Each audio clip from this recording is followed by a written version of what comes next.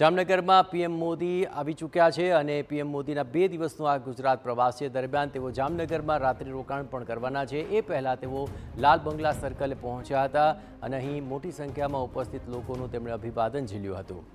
ગુજરાતમાં વસતા મૂળ બંગાળના લોકો અહીં ખાસ પીએમના અભિવાદન માટે પહોંચ્યા હતા। પીએમ મોદીએ જામનગરની મુલાકાત અત્યારે લીધી અને તેવા કારણે સ્થાનિકોમાં પણ ભારે ઉત્સાહ જોવા મળ્યો। જામનગરમાં જાણે કે દિવાળી જેવો માહોલ જોવા મળી રહ્યો છે। અહીં તમામ સરકારી કચેરીઓ, સર્કલ અને પુલને રંગબેરંગી રોશનીથી શણગારવામાં આવ્યું છે। આ તબક્કે પીએમએ મહત્વપૂર્ણ સંબોધન કર્યું અને બંગાળમાં થયેલી જીતને પણ તેમણે અત્યંત મહત્વપૂર્ણ ગણાવી હતી। એટલું જ નહીં, આ જીત તમામ જીત કરતાં ખૂબ જ ખાસ હોવાનું પણ તેમણે કહ્યું હતું અને સાથોસાથ તેમણે વિશ્વાસ પણ વ્યક્ત કર્યો હતો કે બીજેપી જે કામ કરી રહી છે તેનાથી આવનારી પેઢી પણ બીજેપીને પ્રેમ કરશે, આદર આપશે તેવો વિશ્વાસ તેમણે વ્યક્ત કર્યો હતો।